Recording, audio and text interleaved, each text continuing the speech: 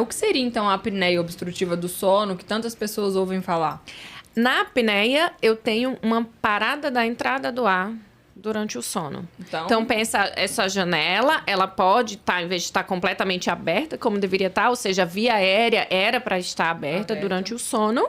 E se essa via aérea não está aberta, ela está estreita, ela está menor do que ela deveria estar, na hora que o ar vai passar ali, vai produzir o ronco e eu vou ter diminuição da entrada de ar. Você respira menos.